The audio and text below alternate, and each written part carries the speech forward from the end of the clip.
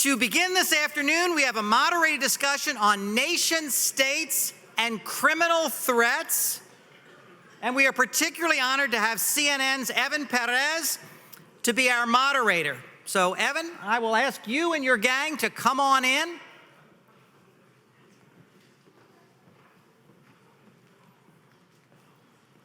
And turn it over to you.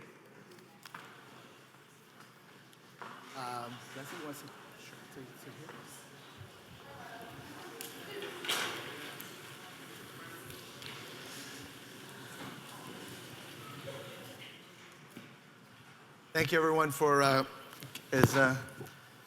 everyone, for joining us today. It's a great day to be here and to have two of the Justice Department, two of the government's top experts on cybersecurity joining us for this discussion. Let me first introduce Leslie Caldwell, who's the Assistant Attorney General for the Criminal Division at Justice Department. She oversees about 600 attorneys who prosecute federal criminal cases around the country. And she and her division work with U.S. attorneys around the country in bringing criminal cases. One of them that she brought, that her department, her division, and U.S. Attorney's Office brought was against cyber criminals behind the Game Over Zeus botnet. This was last year. This was a botnet that infected up to 1 million computers used to steal millions of dollars from businesses and customers. And we'll talk about that case some more as part of our discussion. And this is John Carlin. He's the Assistant Attorney General for National Security. Leads about 350 lawyers and other employees who are responsible for federal prosecutions investigations involving terrorism, espionage, cybersecurity breaches, and so on. He works with prosecutors also around the country on these cases. One of them was very notable last year, bringing charges against 5 members of the Chinese People Liberation Army, who allegedly were behind cyber attacks against major U.S. manufacturing companies. So thank you both for joining us. And Leslie, I'll start with you. Give me a sense of your priorities. What are the issues you see cropping up that come across your desk? So I think cybercrime is really one of the highest priorities of the criminal division. The new Attorney General was sworn in this morning, finally, and said that cybercrime is going to be one of her priorities in her tenure as Attorney General. So we're on the criminal side, we're very focused on working cooperatively internationally, because cybercrime is very international, and I would say every single case that I've seen in the year that I've been in this job has involved multiple countries. So it's really important for us to develop and work on better relationships and increasing our already good relationships with foreign law enforcement. We also have to make sure that our prosecution tools keep pace with technology and changes in technology. So we have to make sure that the legislation that's out there is capable of addressing the problems that change every day. We also really need to make sure that we have the right amount of resources, which is something that right now we're growing our resources, but not nearly fast enough to keep up with the problem. And so I think those are really the priorities right now on the criminal side. You guys set up the cybersecurity unit as part of the computer crime and intellectual property section. Tell me what that does real quick, and how does it fit into this larger picture? So one thing we've realized is that we have been pretty effective at addressing cyber crimes that already have occurred, but we weren't so effective at trying to prevent cybercrime. And I think that's something we really need to get better at. And so in December, we created the cybersecurity unit, which the focus of that is going to be on prevention. It's going to be on education of the public, education of companies, helping companies make sure that they have response plans in place for when they're breached, that they have those in advance of a breach instead of just reacting. We're doing a lot of education and outreach. In fact, this week we're hosting a cybersecurity summit, which will be attended by a lot of members of private industry. And I think it's incredibly important that we try our best to get ahead of this problem in a way that we've done with other kinds of criminal problems, but we're just now starting to do with cyber. Okay. John, you have overseen some of the cases that have caused, international headlines, particularly the PLA case. Tell me a little bit about the problems that you see coming forward, that you're tackling in NSD. Sure. So the National Security Division was the first new litigating division started at the Department of Justice in about 50 years, and we were started up in 2006.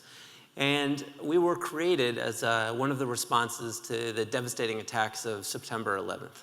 And the idea was simple, that there should be a one-stop shop at the Department of Justice where prosecutors and intelligence lawyers sat side by side and looked at the threat, which was those posed by terrorist groups and nation states, and then looked at the full range of legal tools available to the United States government to stop those threats, prevent the attack. A win is not a criminal case, it's not any type of resolution. A win is preventing a terrorist attack and saving American lives. And part of that was breaking down a wall that had existed between law enforcement on the one hand and intelligence on the other. And because of that wall and the failure to adequately share information, that was one of the causes of the September 11th attacks. So we've been tackling the terrorism problem with this all-tools approach, with intel and law enforcement working side by side. Similarly, when it came to combating the threat of weapons of mass destruction and keeping rogue technologies out of the hands of rogue states and terrorist groups, we used the same all-tools approach with FBI, the intelligence agencies, prosecutors, Treasury Department working together, looking at the threat and doing everything we can to increase the costs and make it more difficult for those who would do harm to achieve their goals. What we were not doing well enough, I realized when I was over at FBI, is as the FBI got really, really good at, along with the intelligence community, at seeing the scope of the threat we were facing on cyber, we watched, and we would literally watch on a screen day after day, hundreds of attacks across the United States, billions of dollars worth of information being exfiltrated. So we got really good at seeing it, but what we weren't doing was disrupting it. And we weren't applying the same approach that we had applied with terrorism and with the proliferation threat. So over the last couple of years, in conjunction with the criminal division, we created a new approach to national security cyber threats that said, let's take that same method of bringing down the wall. Let's make sure that there are prosecutors trained in all 94 U.S. attorneys' offices on how to handle the national security threat on the one hand, which means understanding how to use classified sources and methods, understanding that your role is not necessarily to bring a criminal case, but your role is to make sure that that option's available for when we want to use it.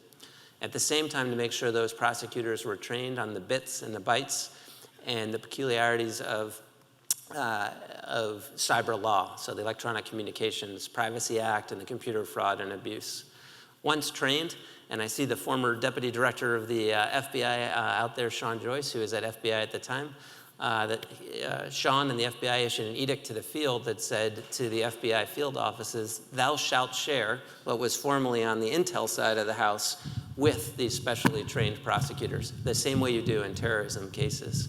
And it was that change in approach, one, to make sure there was no wall and we were sharing information, two, to focus on developing criminal options when you could, and three, to make sure that we focused on deterrence, on showing that it is not cost-free to steal from American companies day in and day out that led to the PLA case. So the PLA case was a bit of a sea change. You decided that you were going to, instead of just investigate and decide finding attribution for a series of cyber attacks, you were going to name, and in this case, actually indict individuals inside a foreign government, the Chinese military.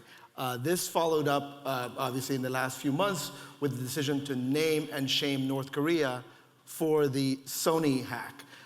Tell us about the decision to go that route instead of just, these are people who are hard to reach. So, changing the way the government approaches these types of cases. So, as anyone, I was out, the privilege of being out last week at the cybersecurity conference, the RSA conference, and anyone in that field will tell you that defense is not going to do it alone. A private company that has internet-connected computers cannot keep a dedicated nation state out of their systems. So, in addition to improving our defenses, we need to do what we've done with every other threat, which is increase the costs to those who would cause us harm. And that means looking across the range of tools that we have, and it may be criminal prosecution, and it may be sanctions, and doing everything we can to increase the cost to the bad guy so they know that there's going to be a consequence if they commit acts inside the United States. So with the PLA case, you saw the use of a criminal indictment. And there's really, there's three parts of this. One, we have to get good and be able to do the investigation and attribution to figure out who did it. Second, when we do figure out who did it, if it turns out that at the end of the line it's not a criminal group, but it's a nation state, we can't be afraid to say it. We have to say who did it. And three, after we say who did it, there have to be consequences. And that consequence may be a criminal case. In the case of North Korea and Sony, you saw the approach where we very quickly figured out that it was the North Koreans. You had the unprecedented step of saying it publicly. And third, there were sanctions imposed under an existing executive order for North Korea. What you've seen more recently is the president on April 1st announced an executive order for cyber crime writ large, which says, based on your nefarious cyber activities, when you deliberately cause great destructive harm or theft, that you can be sanctioned for those activities. So he added another tool to our toolkit, which I think is an exciting development. That seemed to elevate this to the point where the way we've treated people who are shipping arms, for example, to terrorists, or supplying things, weapons of mass destruction. I mean, it's pretty much elevating it to that level if you're going to do sanctions like that. Am I right? Absolutely. So in my shop, top threats are the terrorists and spies, and how they're committing their craft now. If the spies are already stealing via cyber-enabled means, we need to apply the same approach that we've applied to terrorists and to proliferators to what the Director of National Intelligence has called the top national security threat that the country is facing. And you've seen not one but two FBI directors now, Director Mueller on his way out and Director Comey, say that the thing that they are most focused on are the cyber threats of the future. And in putting out this new executive order on sanctions, the president talked about it being a national emergency. So I think each of us feels an urgency day in and day out, where we see the vulnerabilities. In my space, we see the terrorist groups like Al-Qaeda publicly announce, just like they did on the use of airlines, that they want to use cyber-enabled means to cause the most massive attack that they possibly can. Zawahiri said it in 2012. Right. And what we need now, it's a bit of a race against time. We need to improve our defenses, and we need to do more each day to disrupt their ability to do the massive attack that they've said they want to do. Leslie, one of the things that often comes up in these types of investigations is the difficulty of the fact that all these are international in scope. You have victims in Mexico and Brazil and London and the United States, and then you have criminals who might be operating anywhere in Latin America or in Eastern Europe. Tell us about what problem that particular aspect poses for your investigations, for your people that are working on these types of cases. So I think that's probably the single biggest problem that you've identified in doing a criminal investigation in the cyberspace, is that I haven't seen one yet where there wasn't some international component. The person who's doing the hack or directing a data breach or running a botnet might be sitting in Russia or some other country using servers in yet another country, having money flow through banks in multiple countries, and then cashing them, taking the proceeds in yet another country. So that means that we have to get evidence in all those countries, which is a big challenge. And we've really worked hard. Our Computer Crime and Intellectual Property section and our Office of International Affairs have really worked hard to develop good working relationships with countries all over the world, and not just the countries you might think of, like Western European countries, but also countries in Asia, Latin America, et cetera. That's a huge challenge because there are a lot of international barriers to data sharing. Sometimes we have to go through treaty requests, which can be very time-consuming. And when you're talking about evidence, it's only going to be available for 30 minutes. A treaty request is not really going to be a particularly helpful answer. So we've developed a lot of informal relationships. We're parties to a number of international cooperative organizations where we really have 24/7 links to law enforcement all over the world. But that is a huge challenge, and the criminals know it. The criminals take advantage of the differences in international law. They take advantage of the fact that they know that they can't be extradited from country X if they're a citizen of country X. and they know that in certain countries, data privacy laws will prevent us from getting their data, and they take advantage of those laws. So that is a huge challenge that we really need to work to try to stay ahead of, and we spend a lot of our time dealing with the international aspect of cyber. Your department, along with the State Department, I believe, offered a $3 million reward for Yevgeny Bogachev, who's the administrator of Game Over Zeus. It seems like you're never going to get him. Just based on the fact that where he is, I guess he's sitting in Russia somewhere. What use is it to do that type of to indict him and to offer this kind of reward if there's not much incentive, I guess, for the Russians to turn over their citizens? So I think that I wouldn't assume the premise of your question, which is that we're never going to get him, because we have gotten, in the last year alone, we've gotten more than a dozen folks from countries that you wouldn't citizens of countries that you wouldn't necessarily expect, like Russia, Iran, some other Eastern European countries, have been extradited to the United States. A lot of times people travel to a third country where there is an extradition treaty, and there may be a provisional, and there may be a red notice, which is an international alert that somebody is subject to arrest in the United States, and that person can be detained and then extradited. We just extradited a Russian citizen from the Netherlands who was traveling to the Netherlands. So people do travel. I also think that indicting somebody, we generally indict, especially if we think somebody does travel, we generally indict them under seal so that they won't know they're indicted, so that they'll still feel free to travel, and we'll be able to catch them where they go. But sometimes I think in the case of Bogachev, for example, it made sense to indict him publicly for some of the reasons that John said. I also think it makes it harder for other people to work with him. There's a stigma attached to him now that there wasn't before. I think the idea behind the reward was obviously to motivate people to tell law enforcement about where he is and to help us capture him. But I also think that it also sent a bigger message, which was to let cyber hackers generally know that we take this really seriously, and that if they engage in the kind of massive attack like Game Over Zeus, that we're going to mount a very strong campaign to get those people prosecuted into the United States. So I've been covering, as we're speaking of Russia, I've been covering a story about a very serious breach, what I'm told is one of the most serious breaches we've had in the US government. Hackers who are believed to be tied to the Russian government, who went through the State Department, eventually got into the executive office of the president.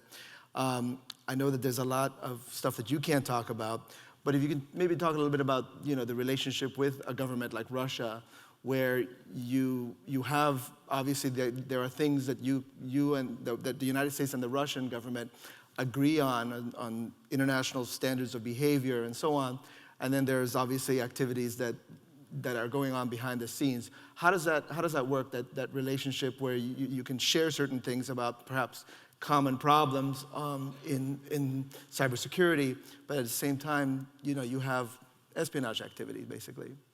Yeah, so it's a good subject to address at a conference dedicated to the international approach that you need to tackle the cyber problem. I think it's really important in this space, and State Department is working on it, and you've heard from them today, but to establish norms. And one thing we need to make sure that we do is don't establish a norm by mistake.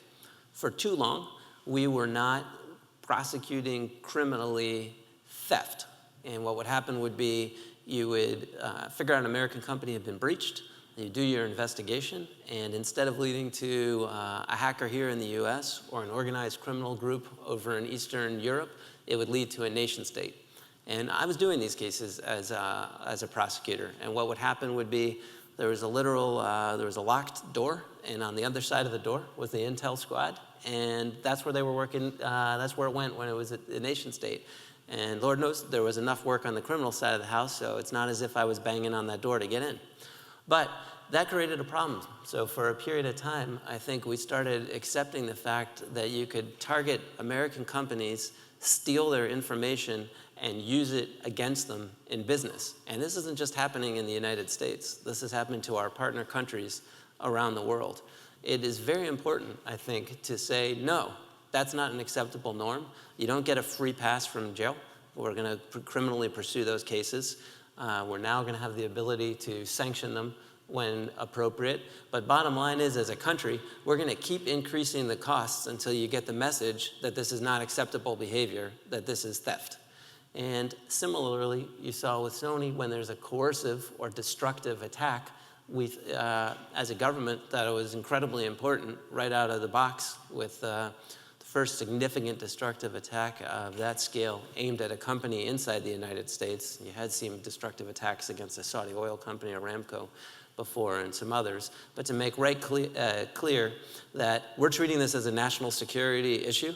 This is not harmless when you try to coerce someone with this type of attack and cause harm, and there are going to be consequences. So I put the destructive attacks and the theft in a category that demands a response. What did you see change, perhaps? I don't know if change is the right word, but what did you see different from companies, the response from companies after they saw what happened to Sony? You have thousands of computers destroyed, right? Destroyed. You have information, private information being leaked out on public forums. What did you see different from companies as a result of that, if anything? I'll tell you, Evan, I think there's been not just the Sony event by itself, but last year was the year of the hack in many respects. And you saw Target and Home Depot on the criminal side. You saw the indictment of the PLA case and the Sony case on the national security side. And I just got back from California, and part of the trip I went to LA and met with the general counsels from the entertainment industry. When I was meeting with them earlier in the fall, I met with the Fortune 100 general counsels. And I think for a lot of sectors, they thought this is never a national security incident, this is never gonna happen to me. You know, if you were in finance or defense, you thought of it as a threat that you might have to face. But if you were in an industry like entertainment, the last thing you were thinking is that you're gonna be in the midst of a national security incident with the North Koreans. Post Sony, I got a flood of calls and emails from people who hadn't been that interested before, now asking, hey, what is it that you said again about what we're supposed to do if there's a national security hack? And it's sure on the mind of the entertainment industry. So I hope, in that sense, it was the canary in the coal mine, and before we see a truly devastating attack across a sector, that this will inspire people to take this threat very seriously. Leslie, would you mind, because your part of this is also responding to very serious hacks on Target, and those seem to be more economically based as opposed to the Sony hack. What did you see change as a result of the Home Depot and the Target? So I think one thing that's changed pretty dramatically in the last couple of years has been companies no longer feel so much of a stigma if they're hacked, because everyone's getting hacked. And I think that companies are more willing to come forward to law enforcement, are more willing to engage with law enforcement before they're hacked, or at least before they know they've been hacked. And that's been a pretty dramatic change. Even in the time I've been in the job, we've seen companies go from not wanting to have to deal with law enforcement, wanting to take care of the problem on their own, to coming forward as soon as they have an inkling that something has gone wrong, that they've been hacked. So, and I think that's really important, because what an individual company can hire a security consulting firm to do an investigation, but what that security consulting firm doesn't know is what other hacks are happening that have the same markers and are being led by the same groups, and the government has that information. And so how do you do that? How do you get that conversation going? Like, if I come in and I say my corporation of 5,000 employees has had this very serious breach, I don't know whether anybody else has had the similar thing. Do you provide information? Is there a way for you to provide information to me, or is it for me to talk to my competitors? Which sometimes raises legal liability questions. Well, how do you facilitate that? So I think that what we've been telling people, and what we're going to tell people at our cybersecurity meeting on Wednesday, is that you need to have a plan. You need to have a point of contact in law enforcement before you're hacked. You need to know what you're supposed to do once you're hacked. Of course, you have to know what kind of preventive measures you should have in place to minimize the chance of a hack. But as John said, even if it's not a state actor, even if it's just a sophisticated, economically motivated criminal, these people are extremely sophisticated, and there's only so much you can do to protect yourself, which is why you need to have a plan of what you should do when something bad happens.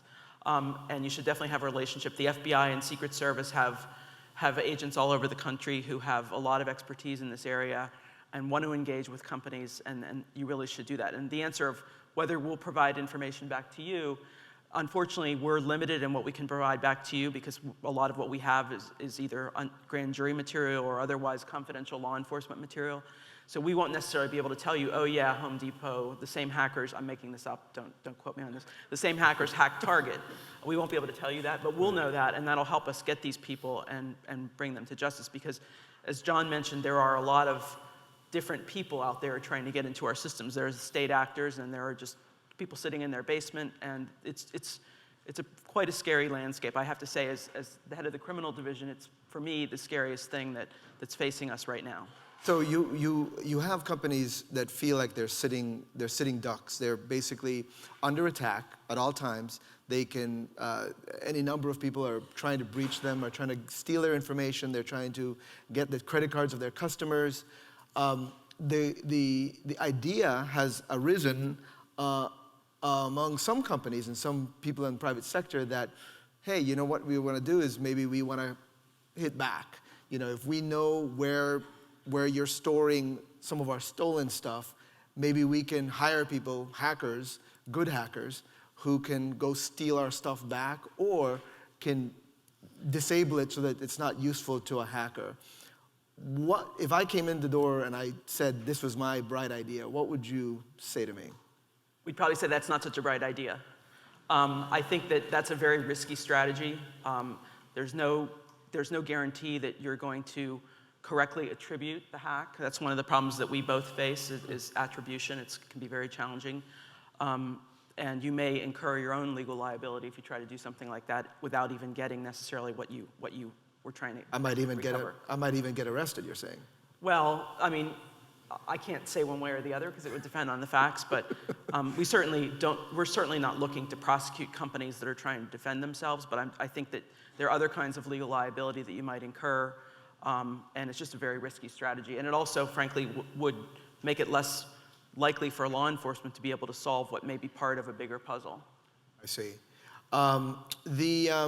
The way, one of the problems that you face is also beyond the economic hacks. You also have a problem with child exploitation. I'm wondering, in the order of your priorities, how big of a case does it have to be before I get your attention or your attention to my problem? If I'm a small, tiny little, small business, which is a lot of the victims out there, I think, of this cybersecurity problems, they tend to be small companies. I'm wondering, how big does it have to be before I can get your attention? So I think it's most of our cases in the criminal division involve very significant cases, like, for example, Game Over Zeus. There was a botnet was basically infected, I think, about 1 million computers and stole $100 million in a pretty short period of time. And as you said, Evan, many of those victims were mom and pop businesses who didn't have adequate cybersecurity. They had no idea that their bank accounts had been emptied until much after it happened. And so we're interested in large cases that have either a national or an international scope. In the child exploitation space, almost every case that's involving child exploitation now involves the internet. And a lot of it involves the Tor hidden services network. And I don't remember the exact statistic, but somebody told me that some very significant percentage of the activity on the Tor hidden services network involves child exploitation, like more than 50%. And that's a very significant problem. That's also a very international problem. Our goal is to try to find the people who are producing the child exploitation materials, who are actually abusing the children and selling the materials, and those tend to be international targets. So we try to, with our limited resources, we try to have as big of an impact as we can, so we try to focus on big cases. The U.S. Attorney's offices are able to focus on somewhat more local cases in their districts. John, do you see small companies? A lot of the big innovation that happens in our economy starts at small startups. And that stuff is extremely valuable sometimes to companies in China and Russia and even some friendly countries. So how important does it have to be before I can get your attention? I'm glad you asked that question. So from our perspective, we're looking at the threat actor. So it has our attention if it's a nation-state actor targeting that information for either theft or as a spy.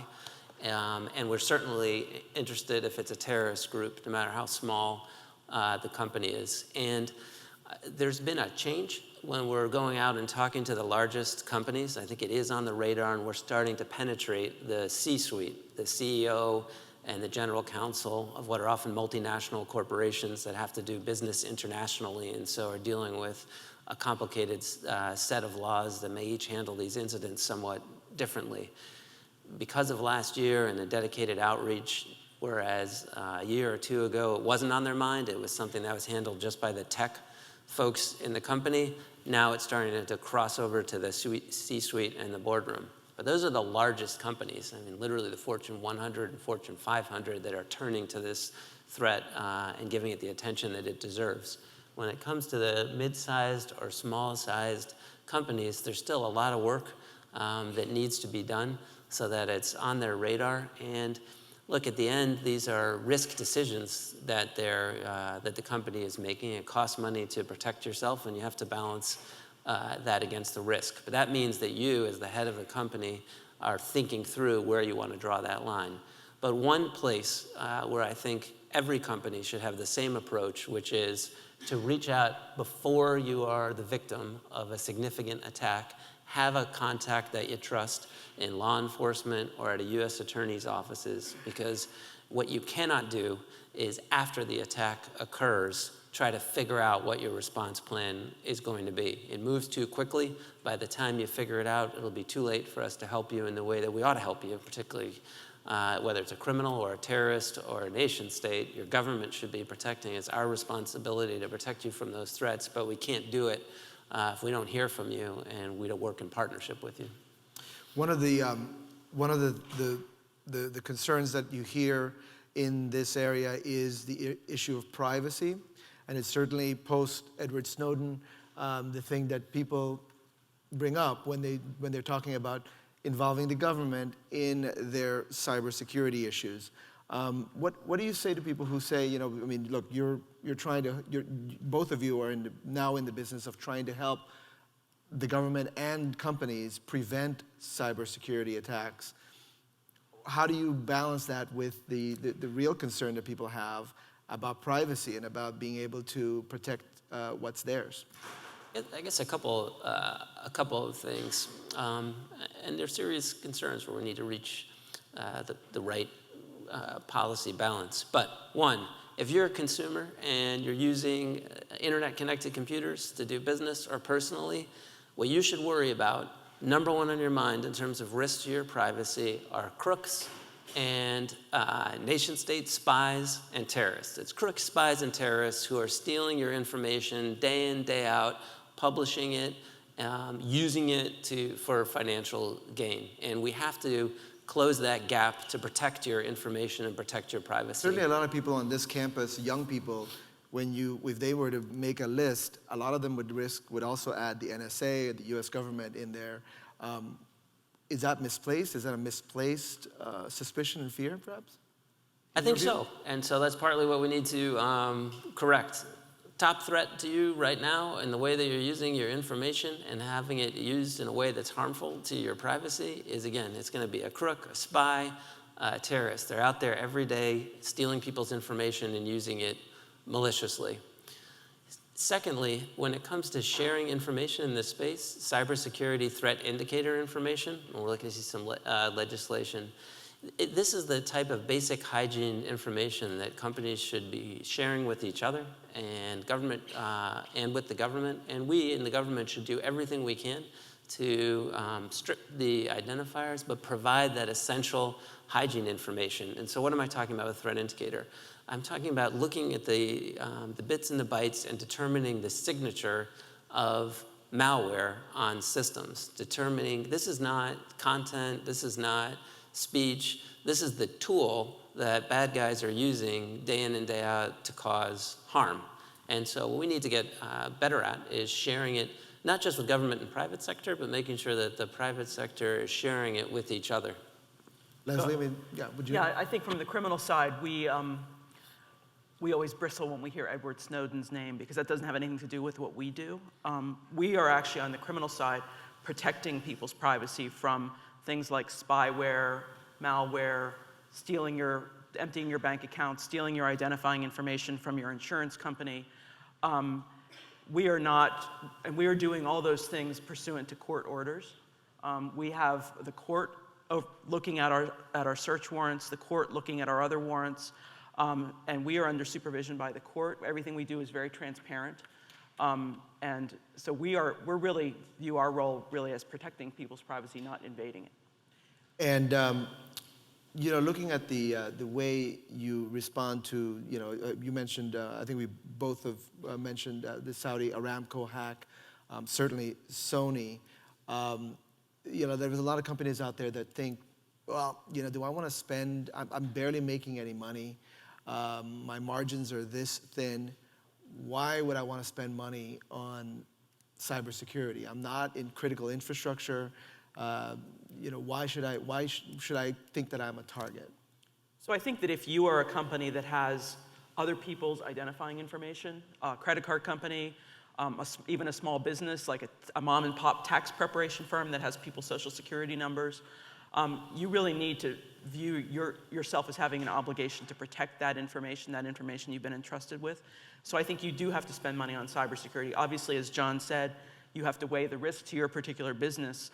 But I think it's really foolish to think that you're just willing to take those chances because everyone is vulnerable. And I think that it's really critical that if you're in a kind of business where you're a guardian of other people's privacy information and you're not spending any money on cybersecurity, A, it's really irresponsible, and B, you could find yourself in really big trouble should there be a hack on your system and those people are not going to be happy with you.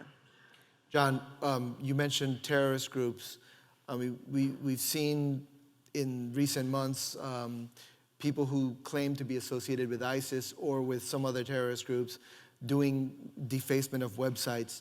People look at that and think, well, it's like kind of like tagging a building, it's like graffiti, right?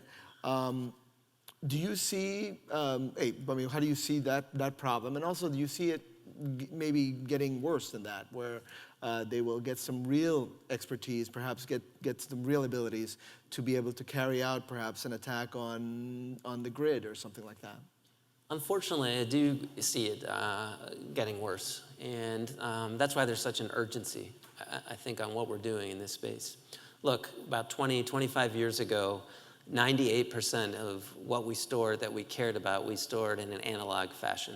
And in 20, 25 years, you've seen this amazing flip where now 98% of what we store digitally. It's where our children play. It's, if you're a reporter, it's where you're keeping all the important content that you need to do your job. It's where business keep their intellectual property secrets. Everything we do and value and care about is being stored digitally. And that's been a tremendous boon to the economy. But it also means that all of the bad guys are moving, whether it's the criminal groups or the terrorist groups, and they're going to look to cause, when it comes to terrorists, the harm where we're valuing, where what we value is stored. The terrorists are going to target digital space because that's what we care about and value. And they've told us that they're going to do it. They've announced publicly their intention. Zawahiri saying, calling on jihadists across the world to cause as much damage in this space. You've seen ISIL and Al-Qaeda in the Arabian Peninsula, AQAP, echo that call. So they have the intent, and it's just a matter of time before they develop the capability on their own or they rent it from a criminal group. So that means... Because a lot of that stuff is like off the shelf. I mean, you can get malware off the shelf and use it. Am I right? Yes. It's, right now, it's easy to get some of the tools that could cause a great degree of harm. And criminal groups could cause a great degree of harm now. They're just motivated by profit instead of by an intent to destroy. And so we need to both improve on the defensive side of the house to block the terrorists from doing what they want to do, but we also need to work with our international partners overseas to deprive the terrorists of the ability to acquire that capability. Yes, and one thing we've seen on the criminal side is an increasing number of individuals who either sell or rent out their botnets so that other people, and they generally don't care what these other people plan to do with them. They just sell them to them, and they do what they want. So that's a very dangerous potential intersection. That makes it. I mean, so you're saying I mean, this is beyond theoretical. I mean, Yes. it's there. It's there. there at the ready. Well, listen, I appreciate the conversation, the time that you've had for this conversation. I want to say thank you to Georgetown and to everybody who has come together here for this conversation. I don't know whether we have the next event in this hall. Okay, so we'll take a break for a few minutes and we'll be back. Thank you.